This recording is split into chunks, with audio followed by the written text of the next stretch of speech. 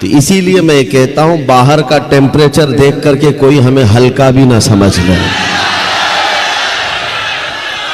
ईमान वालों का जो अंदर का टेम्परेचर होता है वो 100 डिग्री से ज्यादा का होता है।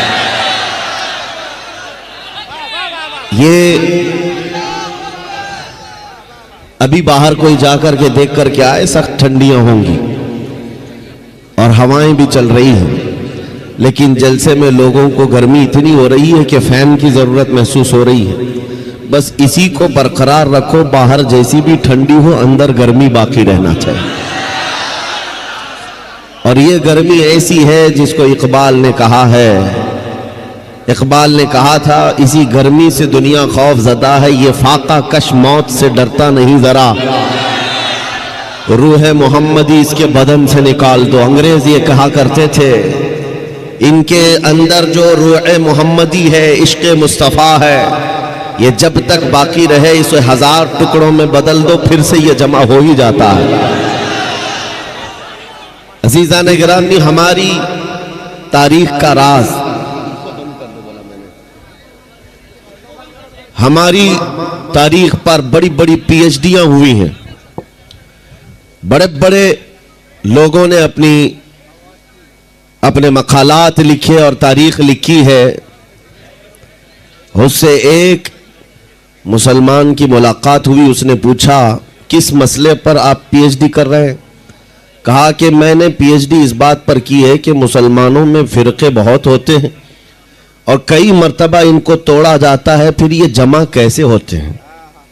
1400 साल में कई चंगेज आए, कई हलाकू आए और हमारी कौम का पूरा इस कदर नुकसान किया कि हमारे सरों से मीनार बना दिए, बगदाद को हमारे खून से लाल कर दिया, लेकिन फिर भी आज ये अपने आबो ताब के साथ चमकते हैं। राज क्या है?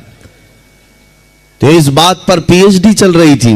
तो इस मुसलमान ने पूछा फिर आप किस रिजल्ट पर पहुंचे, नतीजा क्या निकला आपका? उसने कहा मैंने देखा कि कई मर्तबा इन पर हमले हुए, इनको बेघर किया गया, इनको वतन से निकाला गया, इनके माल लूट लिए गए, इनके बच्चों का कत्ल हो गया। बहुत मर्तबा तारीख में ऐसा हुआ, लेकिन एक चीज है जो इन्हें फिर से जमा करती है, वो नाम मोहम्मद है। मोहम्मद अरबी सल्लल्लाहु ताला अलैहि वसल्लम का नाम, जिसको ये इस कदर हसास अंदाज में लेते हैं कि इनके हजारों इख्तिलाफात क्यों ना हो, फिर ये उस गुंबद की छांव में जमा हो ही जाते हैं। और यही बात अभी अभी अमेरिका के एक बहुत बड़े स्पोर्टमैन जो था, खिलाड़ी था, और वो एथिस्ट था, यानी जिसका कोई धर्म ही नहीं, लेकिन इस्लाम में आया। आने के बाद उसने जो स्टेटमेंट दिया, ये मैं अपनी तरफ से नहीं कह रहा हूं, मौजूद है इंटरनेट पर। उसने कहा मैंने दुनिया में ये सोचा था कि कोई मजहब सही नहीं होता, हमको आजाद जीना चाहिए, लेकिन मुझे मेरी फिक्र ने यहां तक पहुंचाया। मैंने देखा हजारों बुराइयां हैं दुनिया में, तो कुछ तो अच्छा होगा। जब बुराई होती है तो अच्छाई भी होती है।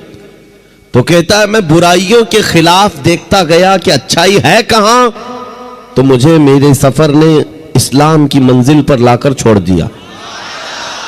अब सुनो वो क्या कहता है, जो बात है।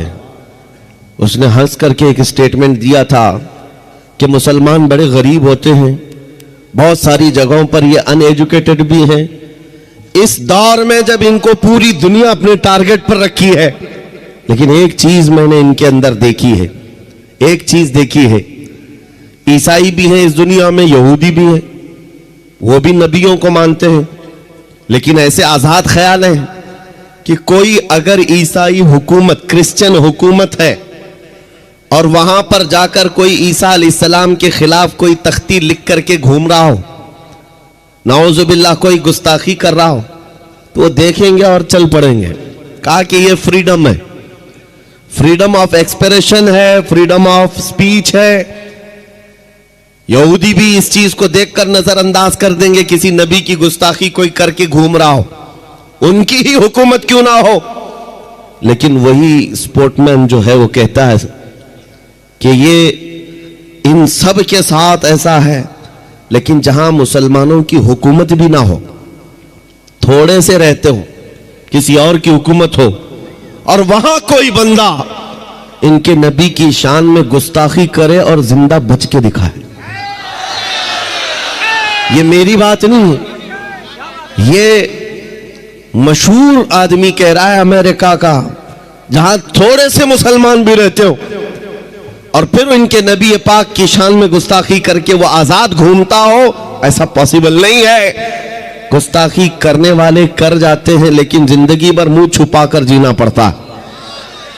कई ऐसे बड़े बड़े आए कुत्ते और मुंह छुपा कर पूरी जिंदगी गुजार कर चले गए। डर किस बात का है? डर इस बात का है कि 4 छोटे मुसलमान बच्चों का भी वो सामना नहीं कर पाते, इसलिए कि अल्लाह की तरफ से दिया हुआ रौब हमारे बच्चों में भी है, हमारी उम्मत में भी है, आज भी मौजूद है कि गुस्ताखी करने वाला गुफे में बैठ कर सकता है, मजमे में आना ये मर्दानगी का काम हुआ करता है।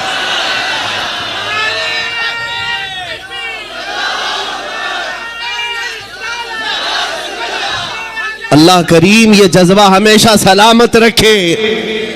जो सेंसिटिव और जो हसासपन कौम मुस्लिम के अंदर है नबी पाक सल्लल्लाहु अलैहि वसल्लम को लेकर, उस वक्त तक मैं नाउमीद नहीं हूं, मायूस नहीं हूं।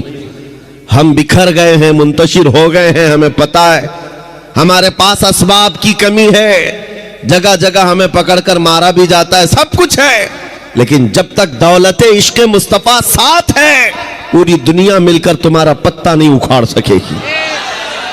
हुजूर की मोहब्बत है, जितनी मर्तबा भी मारा जाएगा, अल्लाह करीम इस चिराग को फिर रोशन फरमाएगा, फिर रोशन फरमाएगा। अरे आज मेरी बातों पर अगर यकीन ना हो, अगर आपको ऐसा लगता है कि ये हवा में तीर चलाने वाले जुमले हैं और किताबों की बातें आपको समझ में ना आए, पुरानी बातें होंगी, तो आज के इस दौर में करंट अफेयर्स को देखो, फिलिस्तीन के उन निहत्थे बच्चों को देखो और उनके मुकाबिल में खड़े हुए सुपर पावर ताकतों को देखो, जिनके पास पेट्रोल, मिसाइल, हर तरह के असलहे हैं, और उनके मुकाबिल में खड़े होने वाले हाथों में कंकरियां लेकर खड़े, छोटे छोटे हाथों में कंकरियां। उनका जज्बा क्या है, उनके इस्तिकामत और उनका ईमान क्या है? और हजारों बच्चों को मार करके भी अभी भी इनका खौफ जाता नहीं। एक छोटी सी कौम जिसको तुमने बरसों से पाबंदियां लगा रखी हैं, उनके पास खाना पानी दवाइयां तक नहीं जाती, प्लस उनके ऊपर अटैक पर अटैक किए जाते हैं, फिर भी मैं पूछता हूं, तुम तो पूरी दुनिया की दादागिरी करते हो, तुम्हारे पास सारी ताकतें हैं, मगर इस छोटे खित्ते से डर कर तुम्हें नींद क्यों नहीं आती? डर किस बात का है? यही तो इकबाल ने 100 साल पहले कहा था, कुछ बात तो है कि मिटती नहीं हस्ती हमारी, कुछ बात तो है कि मिटती नहीं हस्ती हमारी। सदियों रहा है दुश्मन दौरे ज़मा हमारा, यूनान और मिस्र और रोमा सब मिट गए जहां से, बाकी मगर है अब तक नामो निशान हमारा।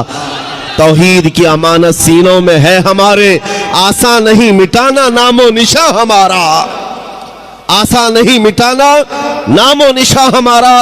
बातिल से डरने वाले ए आसमां नहीं है हम, 100 बार कर चुका है तू इम्तिहान हमारा। आज के बच्चों के लिए मैं ये खिताब करता हूं, क्योंकि आप तारीख पढ़ते नहीं हैं, आपके हाथ में इंटरनेट दिया गया, थमा दिया गया है, आपको ऐसा लगता है कि ये सारा इंटरनेट पबजी खेलने के लिए, गेम खेलने के लिए, यूट्यूब, फेसबुक, इंस्टा चलाने के लिए। जरा तारीख पढ़ लेना तो फिर तुम भी जवान नजर आने लग जाओगे।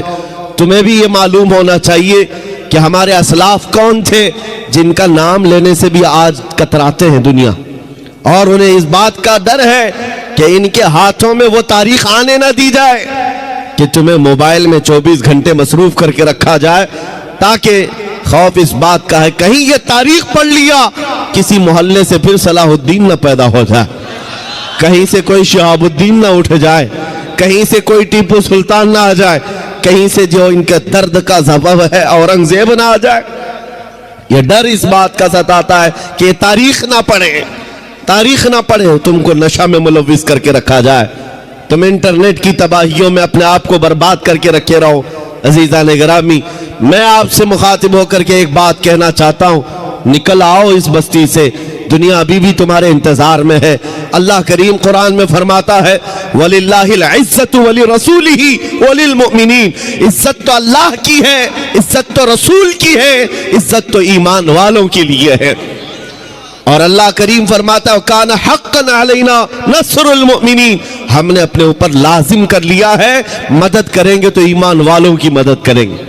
जब तुम्हारे पास इतनी सारी बातें हैं मौजूद, अल्लाह की मदद आएगी तो फिर डरे सहमे जीने की क्या वजह है? इस तरह की जिंदगी गुजारने पर मजबूर होने की क्या वजह है? निकल आओ। और इज्जत जो आज बंदे, आज जो नौजवान मॉडर्निटी में ढूंढ रहे हैं, मॉडर्निज्म में ढूंढ रहे हैं, इनको ऐसा लगता है बॉलीवुड और हॉलीवुड के पीछे भागने पर स्टार बन जाएंगे, खाक स्टार बनेंगे। वहां का हाल तो यह है, जवानी खत्म हो गई तो रिटायरमेंट मिल गया, और जब चेहरे पर झुर्रियां पड़ गई, कमर टेढ़ी हो गई, तो अब वो पर्दे में नाचने वाला नहीं होगा, दुनिया दूसरा हीरो ढूंढ लेती है। वहां बुढ़ापा आ गया तो उसे साइड बिठा दिया जाता है, सिर्फ और सिर्फ जवानी का गाजा चमकाता है और जवानी की खूबसूरती को लोग हा हा करते रहते। लेकिन जैसे जवानी खत्म हो गई, इज्जत भी चली गई, ड्यूटी भी चली गई, रिटायरमेंट की एक मुश्किल जिंदगी गुजारनी पड़ती है।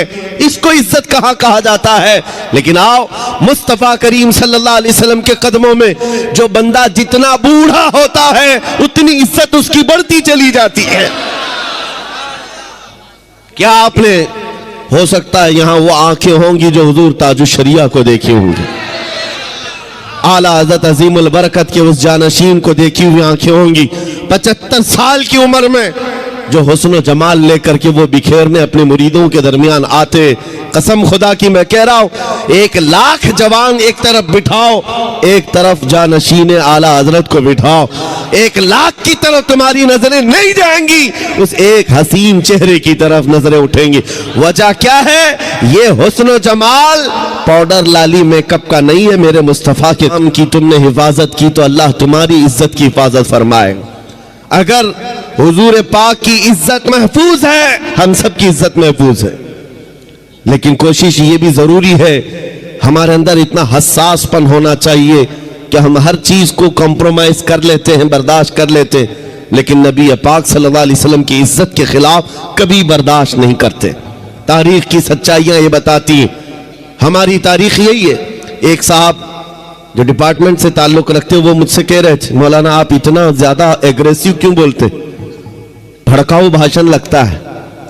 अगर सच्ची बात कहना भड़काऊ भाषण है तो आप सुनते रहो। हुजूर पाक सल्लल्लाहु ताला अलैहि वसल्लम की मोहब्बत में बात करना, हम भड़काते नहीं हैं, सोए हुए दिलों को उठाते हैं। बात सिर्फ इतनी है। उन्होंने हमसे कहा कि आप ही क्यों बोलते हैं इतना ज्यादा।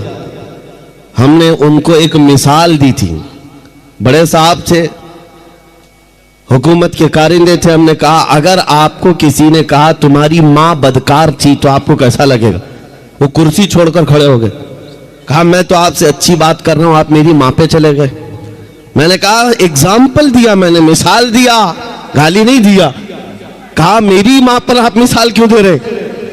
मैंने कहा आपको अपनी माँ के खिलाफ मिसाल देना भी बर्दाश्त नहीं, तो सुनिए कान खोलकर। मुसलमानों के लिए जज्बात ये है, करोड़ों माओं से ज्यादा मुसलमान अपने नबी से मोहब्बत करता। माओं की मोहब्बत अपनी जगह पर, लेकिन हमारे लिए ईमान है।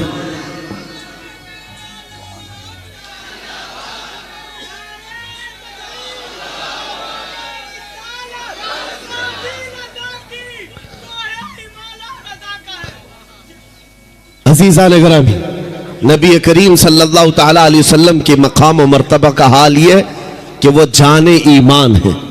हम सब के लिए क्या है? जाने ईमान है। और आला हजरत ने सच कहा था, वो जो न थे तो और वो जो न हो तो, जान है वो जहान की और जान है तो हाँ, अगर जान ही ना बाकी रह जाए तो फिर इस जहान को लेके मतलब क्या? इस कायनात का करना क्या है? पूरी कायनात की जान मेरे मुस्तफा करीम की जात है। और सहाबा इकराम की वो मिसालें मैं आपके सामने रखता हूं। अजीज़ान गिरामी वक़ार, उहद के मैदान में शैतान ने एक अफवाह फैलाई थी कि मोहम्मद रसूलुल्लाह सल्लल्लाहु अलैहि वसल्लम का इंतकाल हो गया, हुजूर पाक को शहीद कर दिया गया। यह अफवाह फैली, सहाबा की मोहब्बत ऐसी थी कि उनके हाथों से तलवारें छूट गई, सब छूट गई, वो जहां थे वहीं खड़े रह गए। इस बुनियाद पर कई सहाबा की शहादत हुई है, 70 सहाबा शहीद हुए मैदान उहद में। लेकिन उनके दिल के अंदर क्या बात थी? जब उनसे कहा जाता उठो आगे बढ़ो, तो कहते कि जब अल्लाह के रसूल ही नहीं है तो फिर जीने का मतलब ही क्या? इसके बाद जिंदगी किसे कहा जाता है? नबी पाक सल्लल्लाहु तआला अलैहि वसल्लम के साथ हम थे। अजीजा ने गिराम वक़ार, वो हर शय में मुस्तफ़ा करीम सल्लल्लाहु अलैहि वसल्लम के जलवे देखते थे। आज उम्मत का हाल ये है कि हम मोहब्बत के दावे करते हैं, लेकिन हमारी आंखें आज बेहया हो गई, हम किसी और चीज को देखकर रात गुजार रहे हैं। आज हमारे दिलों के अंदर नफसानियत गालिब आने लग गई। हुजूर की मोहब्बत सबके सीने में मौजूद है, लेकिन इसे मैदान में लेकर उतार कर दिखाना नहीं चाहते। तुम्हें दाढ़ियों से नफरत क्यों होती है? तुम्हें टोपियों से उलझन क्यों होती है? तुम्हें हुजूर की सुन्नतों से उलझन किस बात की है? तुम डरते हो कि मैं सेकुलर बन करके घूमूंगा, मैं एक सेकुलर आदमी बन करके रहूंगा, मॉडर्न मुझे दुनिया कहे। तुम्हें अपने चेहरे पर हुजूर की सुन्नत पसंद नहीं है, तो फिर किस मोहब्बत का दावा करते हो? याद रखो, अगर तुम नबी पाक सल्लल्लाहु अलैहि वसल्लम की सुन्नत पर अमल नहीं करोगे तो फिर किसी और से किस बात की उम्मीद है? दूसरों से किस बात की उम्मीद है? आओ ऐ नौजवानों, ये अज़्म करके उठो कि इनकलाब आएगा तो हमारे अमल से आएगा इंशाअल्लाह।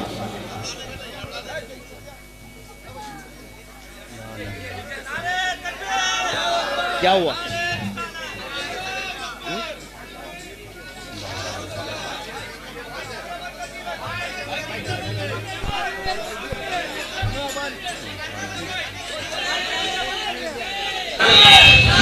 नारे तकबीर, नारे रिसालत, शहजादगाने हुजूर कमरे मिल्लत, शहजादे कमरे मिल्लत। हजरात देखिए, नबीर आला हजरत शहजादे कमरे मिल्लत, भतीजे हुजूर ताजु शरिया हजरत अल्लामा आमिर रजा खान और हजरत अल्लामा भाई आप लोग कैमरा बंद कर दिए, वरना कमेटी के लोग मोबाइल छीन के जमा ले लेंगे। आप लोग का मोबाइल जमा हो जाएगा, फिर मत बोलिएगा। आप लोग कैमरा बंद कर दिया, हुजूर की तकरीर को आराम से सुनिए। बैठ जाइए हजरत, बैठ जाइए, ठीक है, बैठ जाइए। दुरूद पाक पढ़ ले। अल्लाहुम्मा सल्लि अला सय्यिदिना मुहम्मद व आलिहि व अस्हाबिहि व बारिक व सल्लिम सलातन दाइमतन सरमदन अबदा।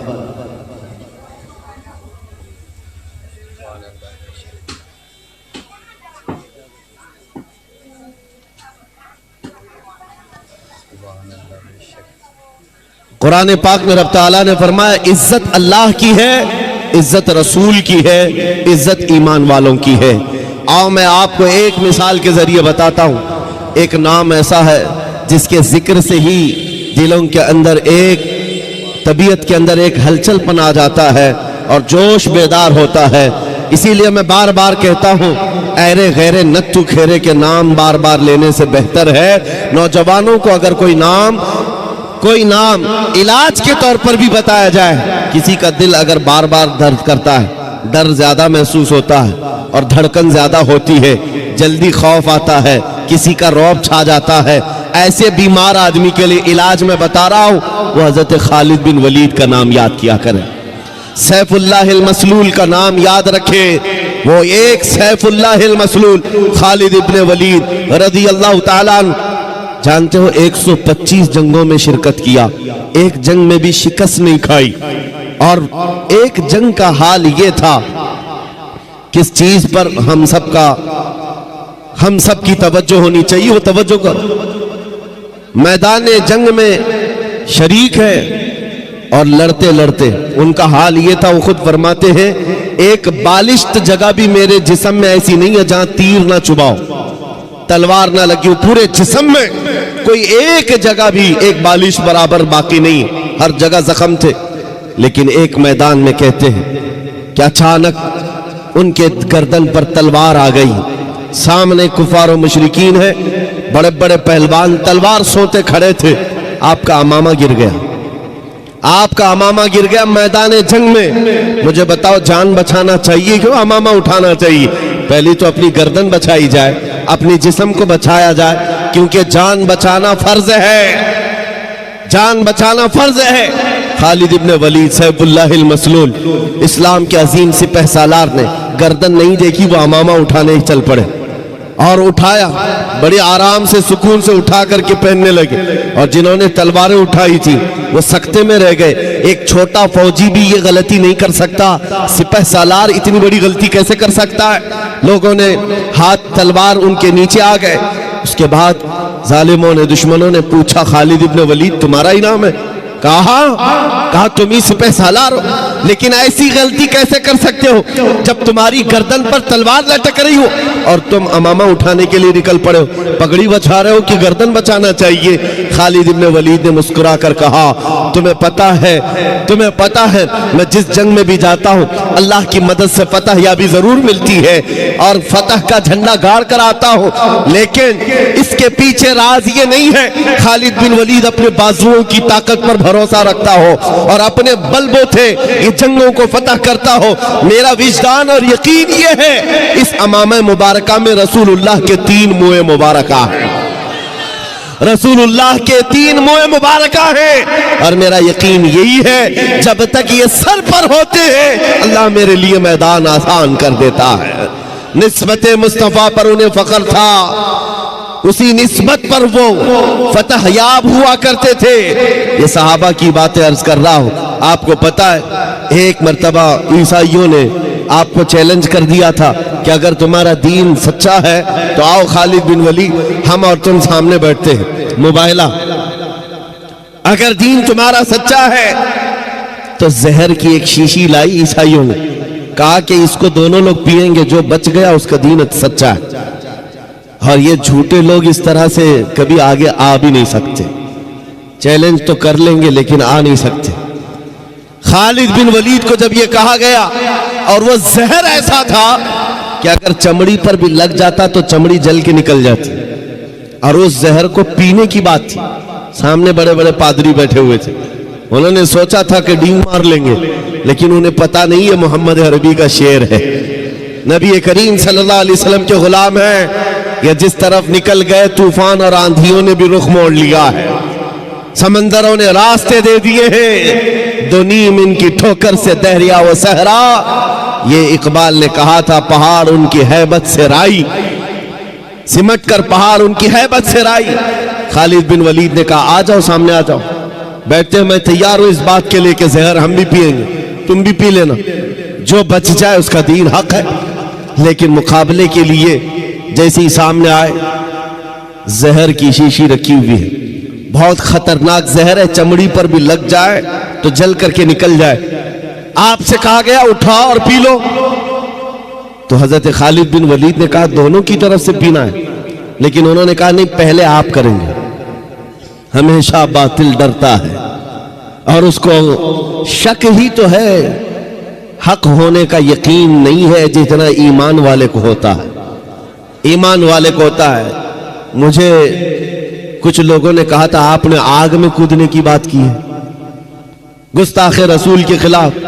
आग का काम है जलाना, तासीर है, कैसे होगा? मैंने कहा ये मैंने अपनी ताकत के बलबूते नहीं कहा, रसूलुल्लाह की इज्जत के बाद। नारे तकबीर, नारे रिसालत, नारे रिसालत, तहफ्फुज़े नामे रिसालत, तहफ्फुज़े नामूसे रिसालत। मुझे इतना यकीन है आग का काम है जलाना, वो जलाएगी, हर एक को जलाएगी, लेकिन ये भी मेरा अकीदा है कि जब तक रब की मंशा ना होगी दुनिया की कोई आग असर भी ना कर सके। ये भी मेरा ईमान है, अल्लाह अगर चाहे। इसलिए कि सरकार गरीब नवाज को भी ये चैलेंज किया गया था। आपको एक पुजारी ने कहा था, वो आग जलाए बैठा था, गरीब नवाज ने कहा कि जरा इसमें हाथ डाल दो, जिसकी इबादत करते हो ये तो तुम्हारा खुदा है। उसने कहा इसमें हाथ कैसे डालेंगे, ये तो जलाएगी। कहा जिसकी इबादत करते हो वो खुद तुमको जलाएगी। कितने सालों से इबादत कर रहे हो? कहा मेरे बाप दादा सब इसी की इबादत करते आए, हम इस आग को बुझने नहीं देते। कहा फिर हाथ डालो। उस पुजारी ने कहा कैसी बेवकूफी की बातें हैं, आग का काम है जलाना, ये मंतिक के साथ हमारे साथ खेल ना करो, हमें गुमराह ना करो, क्या तुम डाल सकते हो? सरकार गरीब नवाज ने कहा मैं तो इसकी इबादत नहीं करता, लेकिन जिसकी पैदा की हुई उसकी इबादत करता हूं, आग का मालिक अल्लाह है। तो उसने कहा तो चलो ठीक है तुम ही डाल दो, तुम ही डाल दो। सरकार गरीब नवाज ने हाथ नहीं डाला, बहुत बड़ी आग लगी हुई थी, बड़ी आग है जिसकी पूजा हो रही थी। उस पंडित की गोद में एक छोटा सा बच्चा था, साल भर का, 1.5 साल का। उसकी गोद से बच्चे को ले लिया और आग में चले गए, अंदर चले गए। अब ये चीख पुकार करने लगा कि ये दुर्वेश आया, खुद भी जल गया, मेरे बच्चे को भी ले गया। और इतना हल्ला किया कि अंदर से वो नजर नहीं आ रहे थे। लोग जमा होने लग गए, आसपास के सब जमा हो गए और सबको ये हैरत थी कि ये जलकर राख हो जाए, आग को बुझाएंगे तब ये मिलेंगे। काफी देर हो गई, मजमा जब इकट्ठा हुआ, कई पुजारी आए, सरकार गरीब नवाज अपना दामन झाड़ते हुए आग से बाहर तशरीफ ला रहे हैं।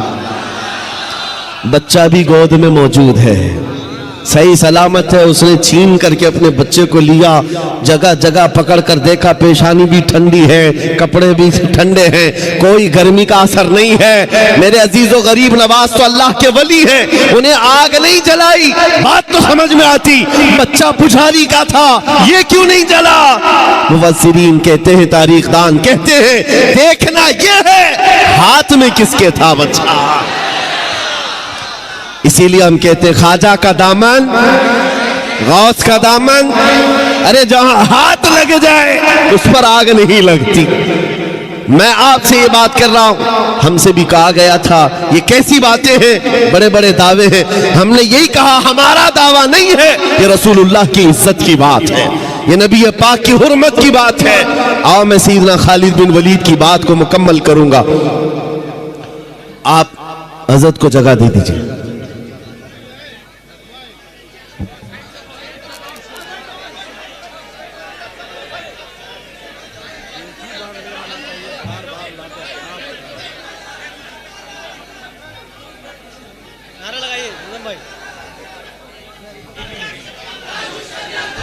नारे तकबीर, नारे रिसालत, मसलके आला हजरत, मसलके आला हजरत, चश्मो चरागे खानदाने आला हजरत, नबीर आला हजरत, नबीर आला हजरत, शहजादगाने कमरे मिल्लत, शहजादगाने हुजूर कमरे मिल्लत। नारे तकबीर, नारे रिसालत। जो जहाँ है वहीं बैठ जाइए हजरत, बहुत अच्छी गुफ्तगू हो रही है, हजरत बहुत मोहब्बत के साथ गुफ्तगू कर रहे हैं, आप हजरत समाअत फरमाएं।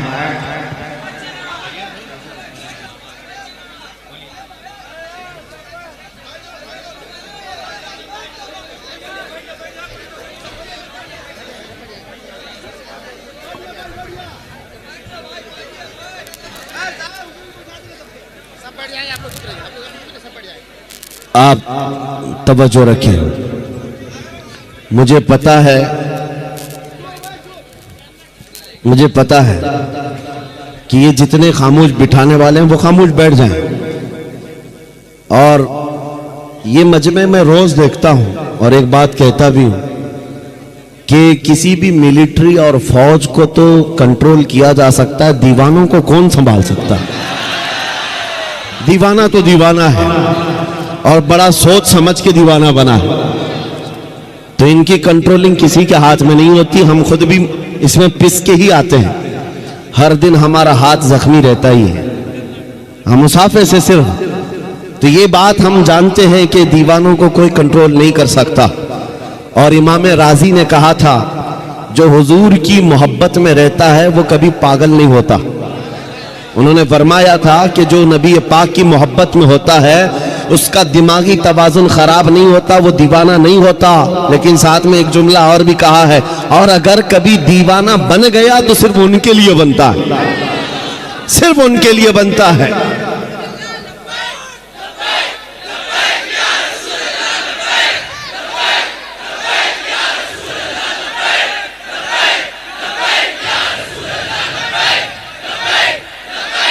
तवज्जो, अल्लाह करीम ये जज्बे सलामत रखे। सैयदना खालिद बिन वलीद रदी अल्लाह ताला अन्हु को जब ये चैलेंज हुआ, आप बैठ गए, जहर की शीशी उठाई। उस जहर की बात कर रहा हूं जो चमड़ी पर लग जाए तो चमड़ी जल जाए। आपने उठाया और बिस्मिल्लाह पढ़ा और पूरी पी गए, पूरा जहर पी लिया। ये मामूली बात नहीं है, अंतड़ियां कट जाती, हलक जल जाता, जुबान कट के गिरती, लेकिन कुछ नहीं हुआ। ईसाई गौर से देखते रहे। कुछ तो बगलें झांकते हुए कहने लगे जादू है, जादू है, जादू है। कुछ को ये लगा जादू है। आपने शीशी तो पी ली, उसके बाद कहा अब तुम्हारी बारी है। कहा नहीं, ये जादू हुआ है, शौबदाबाजी है। कहा कि अगर हिम्मत नहीं है, उन्होंने कहा कि शायद इस जहर के अंदर कुछ और तुमने कर दिया होगा, इसका असर खत्म हो गया होगा, वरना ये जहर तो लोगों को जला देता है। आपने कहा अगर तुमको ऐसा लगता है इसका असर खत्म हो गया था और मैंने पी लिया, ये बची हुई जितनी, इसको चख करके ही दिखा दो, इसको चख करके ही दिखा दो। बातिल वहां से भाग गए। नबी करीम सल्लल्लाहु ताला अलैहि वसल्लम के दीवानों का ईमानी मामलात में मुकाबला कभी नहीं हो सकता, कभी नहीं हो सकता। ये तारीख की सच्चाइयां हैं अजीजा निगरामी। हर जमाने में टकराव तो होता रहा है। इनके पास ताकत का मुजाहरा करने के लिए हथियार तो हो सकते हैं, तलवारें हो सकती हैं, बंदूक बारूद सब कुछ हो सकता है, लेकिन ईमानी ताकत सिर्फ और सिर्फ नबी के गुलामों के पास, हुजूर के गुलामों के पास है। आपको पता है यही खालिद बिन वलीद रज़ी अल्लाह ताला रोम के उन लोगों से जब मुकाबला करने के लिए गए जो लाखों की तादाद में थे, बादशाह और उसकी फौज सामने मुकाबले के लिए आई, तो खालिद बिन वलीद को उन्होंने टॉन्ट मारा था। काम मदीने के निकले हुए ये सहरा नशीन, ये बादिया नशीन, जिनके कपड़ों में पैबंद लगे, पैरों में चप्पल नहीं, खजूर की घुटली पर पूरा दिन गुजारते, ये रोमियों का मुकाबला करने के लिए आए। वो रोमी जो ठाट बाट से रहने वाले, ऐश और इशरत और शराब कदम पर रहने वाले, उन्होंने जब ये ताना मारा तो सैयदना खालिद बिन वलीद ने क्या कहा था पता है? रूम के बादशाह से कहा कि तुम उस कौम से मुकाबला करने के लिए आए हो जो तुम्हारी कौम शराब से जितनी मोहब्बत करती है, उससे कई दर्जे ज्यादा मोहम्मद अरबी के गुलाम मौत से मोहब्बत करते हैं। तुमको शराब में जो नशा मिलता है वो हमें शहादत में मजा मिलता है। ये उस कौम से तुम टकरा रहे हो जिनके यहाँ मौत कोई हादसा नहीं। अरे वहां तो बढ़ बढ़ करके लोग आया करते थे, बढ़ करके आया करते। दुनिया को इसी बात का डर है। मैं एक सवाल करता हूं आप सबसे, कभी सोचा आपने, कभी सोचा दिल पे हाथ रख करके बताओ, दुनिया की सबसे बड़ी सजा कुछ हो सकती है तो क्या होगी? मौत। इसके बाद क्या होगा? एक बार मौत आनी है और दुनिया डराती इसी बात से। मौत सबसे बड़ी चीज है, उसके बाद तो कुछ नहीं होना है। आदमी मर गया तो उसके साथ क्या किया जाएगा? बस एक ही दर्द है मौत का, जिससे दुनिया खौफजदा है। और यही बात आपसे निकालना चाहते हैं। वो उनके लिए हादसा है जिनको मरने के बाद जलना है, जलना है, जलना है। मोमिन के लिए मौत हादसा नहीं, मोमिन के लिए मौत तोहफा है। इधर आंखें बंद हुई, उधर मुस्तफा की जियारत।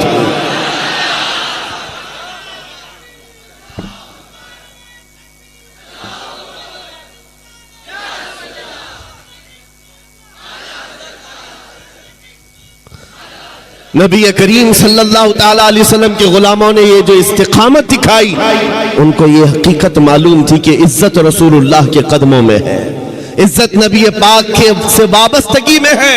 कुरान ने सच कहा है, वलिल्लाहिल इज्जतु वलि रसूलिही, इज्जत अल्लाह की है, इज्जत रसूल की। आज भी हम खोया हुआ वक़ार, हमारी खोई हुई इज्जत वापस ले सकते हैं। बस नौजवानों के लिए शर्त यह है कि नबी के कदमों में ढूंढो, इज्जत हुजूर के कदमों में ढूंढो, निस्बत हुजूर पाक सल्लल्लाहु अलैहि वसल्लम की हो, इसी बात पर फख्र करो।